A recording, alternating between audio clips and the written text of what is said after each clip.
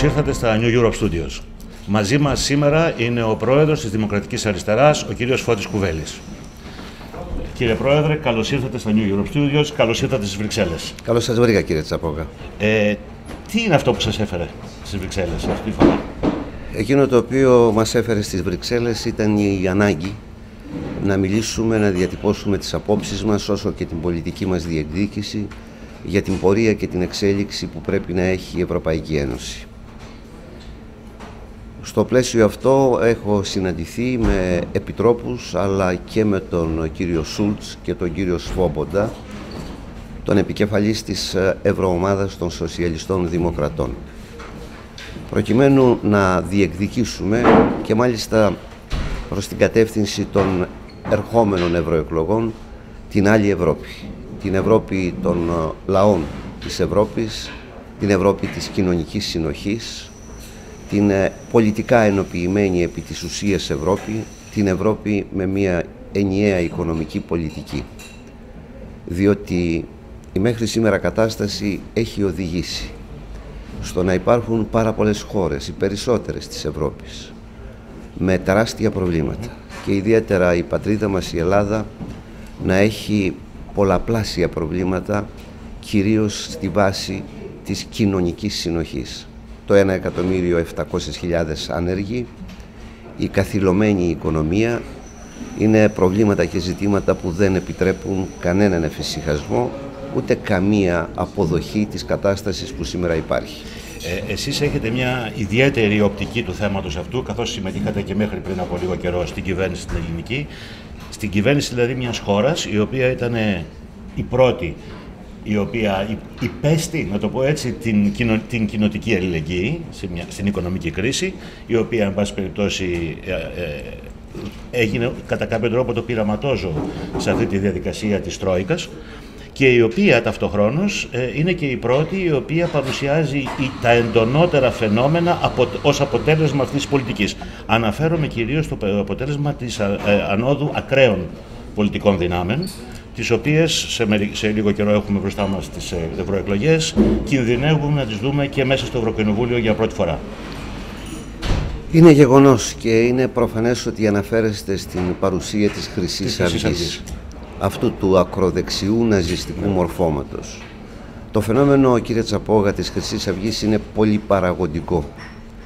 Τροφοδοτήθηκε από την κρίση, τροφοδοτήθηκε από την απουσία κοινωνικής πολιτικής, ενισχύθηκε από τα τεράστια νούμερα της ανεργίας και τούτο βέβαια ανεξάρτητα από το γεγονός ότι θύλακοι ακροδεξιά στην Ελλάδα υπήρχαν και πριν από την κρίση. Κατά συνέπεια, αυτό το πολυπαραγωγικό φαινόμενο της Χρυσής Αυγής θέλει και μια πολυπαραγωγική αντιμετώπιση.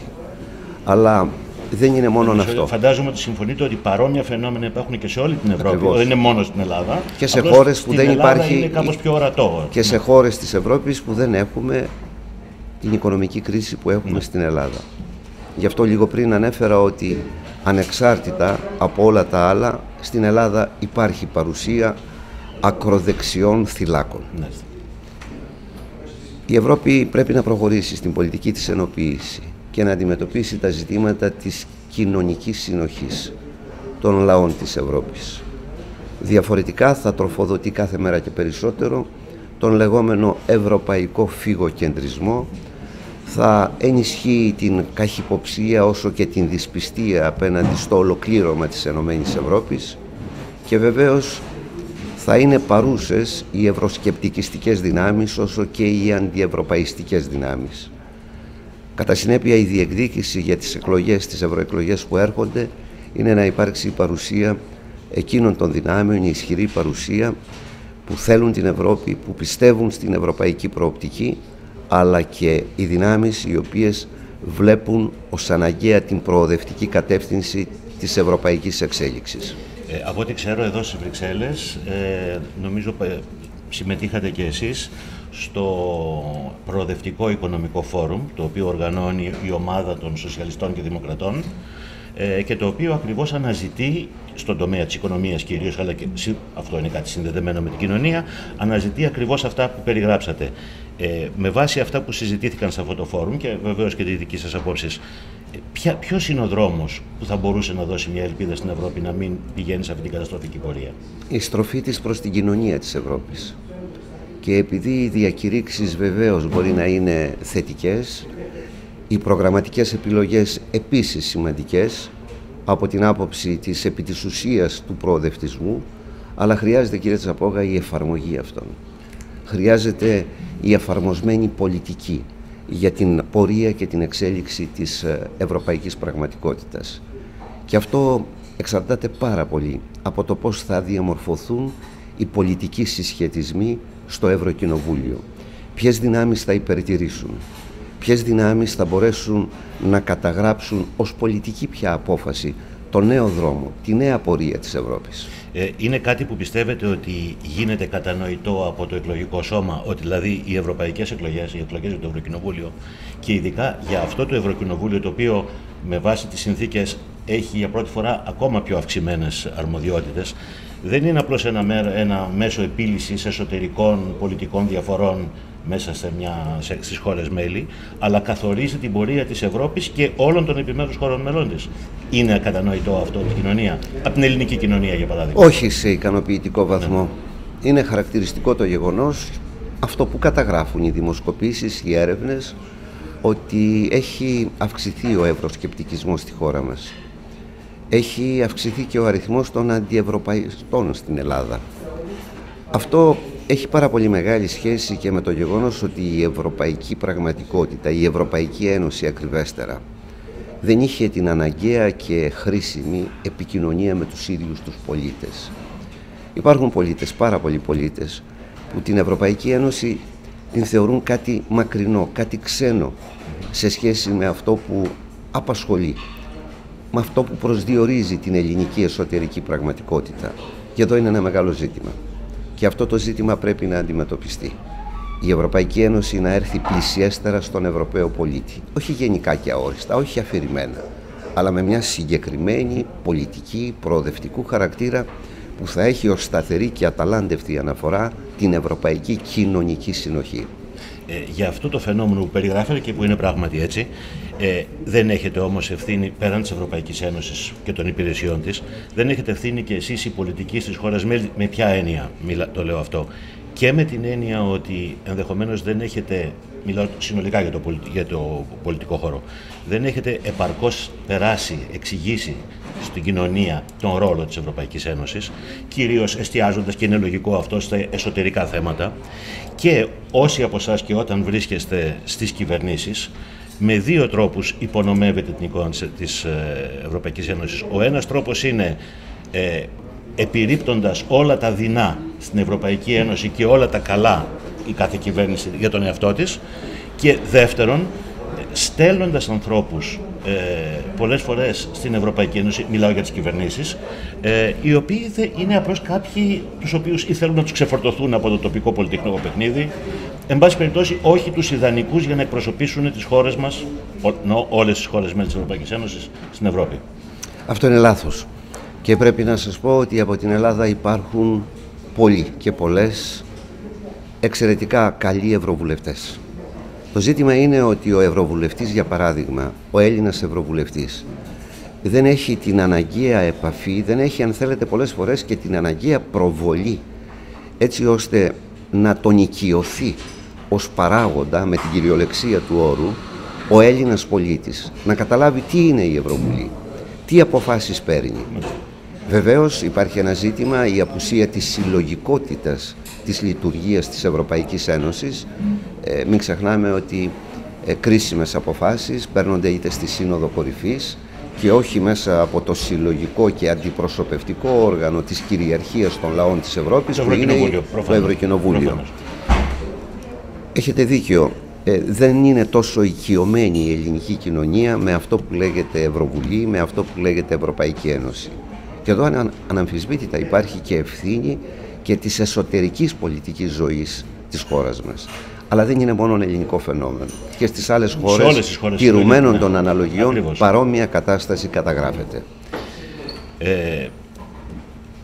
Όπως θα ξέρετε, χθες εδώ κοντά στο στούντιο το δικό μας, 150 μέτρα απόσταση, στο κτίριο του Ευρωπαϊκού Συμβουλίου, γινόταν η Συνόδος Κορυφής για την Ουκρανία.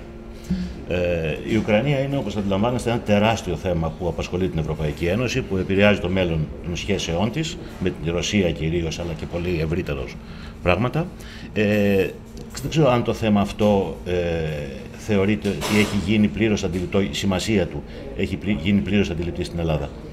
Ναι, νομίζω ότι η πλειονότητα του ελληνικού λαού καταλαβαίνει την κρισιμότητα του ζητήματος που λέγεται Ουκρανία. Η Ουκρανία είναι κομμάτι της Ευρώπης. Αλλά η Ευρωπαϊκή Ένωση, κύριε Τσαπόγα, για άλλη μια φορά καταγράφηκε ως αμήχανη δύναμη. Δεν είχε καμία πρωτοβουλία κινήσεων και τώρα κινείται πίσω από τα γεγονότα. Εκείνο όμως που πρέπει να κάνει η Ευρωπαϊκή Ένωση δεν είναι τίποτε άλλο παρά να προωθήσει πολιτική λύση. Ούτε απειλές κυρώσεων μπορούν να έχουν αποτελέσματα, ούτε η οποιαδήποτε άλλη απειλή σε σχέση με απομονώσεις της Ρωσίας και άλλα σχετικά. Θεωρείτε ότι η Ρωσία είχε τη δυνατότητα να αντιδράσει με άλλον τρόπο από αυτόν που αντέδρασε, ή ότι ήταν αναμενόμενη αυτή η αντίδρασή της? Ήταν αναμενόμενη, αλλά πέραν αυτού η Ρωσία αξιοποίησε και εκμεταλλεύτηκε και μερικά άλλα στοιχεία εξαιρετικά δυναμικά, δηλαδή τον φιλορωσισμό μεγάλης κατηγορίας πολιτών στην Ουκρανία, το γεγονός ότι έχει αναπτυγμένες βάσεις στην Κριμαία, εκμεταλλεύτηκε το γεγονός ότι έχει εργαλεία στα χέρια της, όπως για παράδειγμα το αέριο. Από το οποίο εξαρτάται ένα πολύ μεγάλο μέρος της Ευρώπης, βεβαίως. Το 35% της ενέργειας που καταναλύσκεται στη Γερμανία προέρχεται από τη Ρωσία. Αλλά για δείτε, το γεγονός ότι η Ευρώπη δεν αντέδρασε, δεν παρενέβη, πέρα από το γεγονός ότι δεν παρενέβη εγκαίρως, αλλά και όταν παρενέβησαν μεμονωμένα κάποιες χώρες. Παρενέβη η Γερμανία, η Γαλλία, η Πολωνία. Αυτές, ναι. Αυτό όμως δεν είναι ενωμένη Ευρώπη. Ναι. Αυτό δεν είναι επί της ουσίας πολιτικά ενοποιημένη η Ευρωπαϊκή Ένωση. Μα κύριε Πρόεδρε, είναι ακριβώς αυτό που μας φέρνει σε αυτό που είπαμε πριν. Δηλαδή στην ποιότητα των ανθρώπων που οι κυβερνήσεις των χωρών μελών θέλουν να έχουν εδώ στις Βρυξέλλες. Παράδειγμα, στο θέμα της εξωτερικής πολιτικής, ξέρετε ότι έχει δημιουργηθεί με βάση τη συνθήκη της Λισαβόνας, έχει δημιουργηθεί ένας οργανισμός που ασκεί αυτή την εξωτερική πολιτική υποτίθεται της Ευρωπαϊκής Ένωσης, στον οποίο όμως σκοπίμως οι περισσότερες χώρες μέλη τον οργάνωσαν και του δημιούργησαν με τέτοιο τρόπο ώστε να είναι αδύναμος. Να μην μπορεί στην πραγματικότητα να το κάνει αυτό, για να μπορούν η κάθε μία από αυτές να κάνουν τη δική τους πολιτική. Αυτό λοιπόν, δεν πιστεύω ότι θα πρέπει ακριβώς να αλλάξει αυτή η προσέγγιση, να ενισχυθούν οι θεσμοί, οι κεντρικοί θεσμοί της Ευρωπαϊκής Ένωσης. Είναι αναγκαίο. Και αυτό στο οποίο αναφερθήκατε, κύριε Τσαπόγα, δεν είναι τίποτε άλλο παρά η επιμακρών άρνηση της Ευρωπαϊκής Ένωσης όχι μόνο να διαμορφώσει κοινή εξωτερική πολιτική και πολιτική άμυνας, αλλά κυρίως να ασκήσει κοινή εξωτερική πολιτική. Διότι η μία άσκηση κοινής ευρωπαϊκής εξωτερικής πολιτικής αφήνει τεράστια κενά και αυτά τα κενά τα αξιοποιούν τα επιμέρους κράτη για να ασκήσουν ιδιαίτερα την δική τους πολιτική. Βεβαίως όχι όλες οι χώρες, όχι, κάποιες είναι αλλά μιλάμε για τις μεγάλες, για τις ισχυρές. Και θα έλεγα χαρακτηριστικά, μια και είπαμε λίγο πριν, ότι ας δούμε και την μεμονωμένη ενέργεια της Γερμανίας, της Γαλλίας, της Πολωνίας. Και πρέπει να καταλάβουμε, και πρέπει να το καταλάβουμε όλοι στην Ευρώπη, ότι εμείς δεν θέλουμε μια γερμανική Ευρώπη. Εμείς θέλουμε μια ευρωπαϊκή Γερμανία. Μια και τα αναφέρετε αυτό, οι Ευρωπαίοι σοσιαλιστές πρόσφατα επέλεξαν ως υποψήφιό τους για την Προεδρία της Κομισιόν τον κύριο Σούλτς, τον μέχρι τώρα Πρόεδρο του Ευρωπαϊκού Κοινοβουλίου. Εκτιμάτε ότι είναι η σωστή επιλογή αυτή, μια επιλογή ας πούμε, που φέρνει και στην ηγεσία, που θα μπορούσε να φέρει και στην ηγεσία της Κομισιόν πάλι έναν Γερμανό, τη στιγμή που η Γερμανία φαίνεται και δίνει την εντύπωση σε όλους μας ότι αποτελεί πλέον τον επικυρίαρχο στην Ευρώπη? Ναι. Παρόντες και πάλι οι συσχετισμοί των δυνάμεων.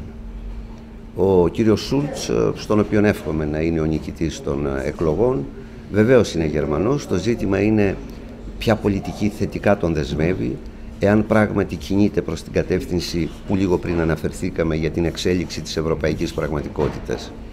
Νομίζω ότι έχει δώσει αρκετά τέτοια δείγματα. Έχει δώσει πολλά τέτοια δείγματα. Ακόμη και στο χθεσινό φόρουμ στο οποίο αναφερθήκατε, και εκεί επανέλαβε και την οραματική του πολιτική, αλλά και την εφαρμοσμένη πολιτική που πρέπει να υπάρξει.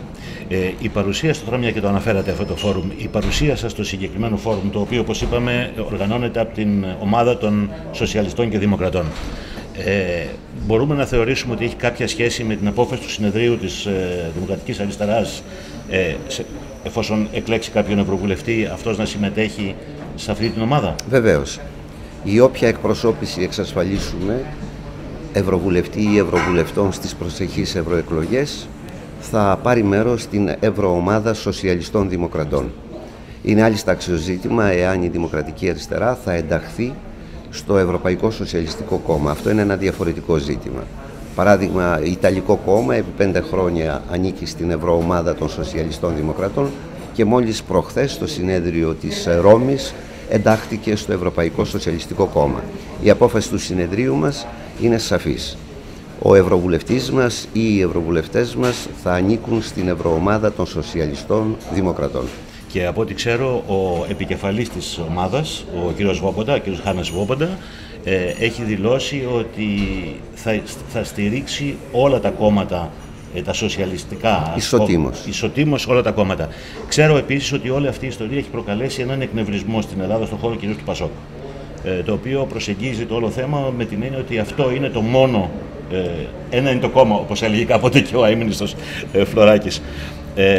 Δεν ξέρω πώς απαντάτε σε αυτή την...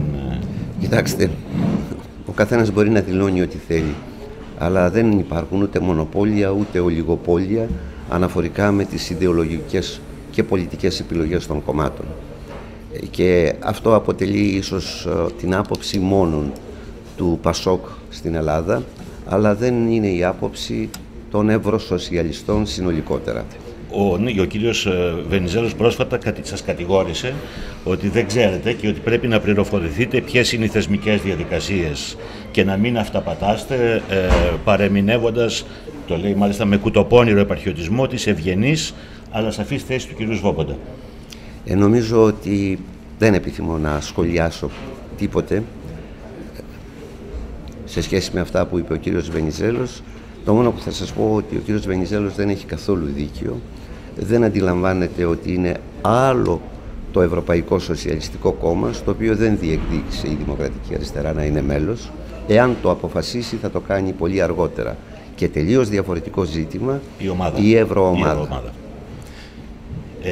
Μπορούμε να πούμε με αυτή τη συνεργασία με την Ευρωομάδα, η οποία κυρίως αποτελείται από σοσιαλδημοκράτες, θα μπορούσαμε να χαρακτηρίσουμε την Δημάρ Σοσιαλδημοκρατικό κόμμα?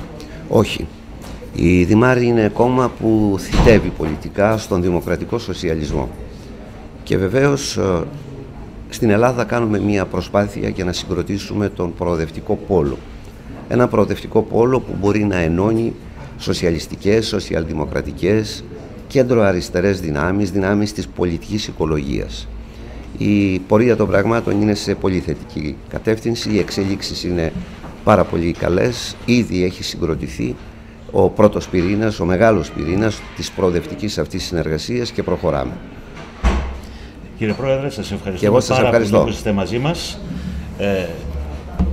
Ευχαριστούμε πάρα πολύ που είσαστε μαζί μας στα New Europe Studios.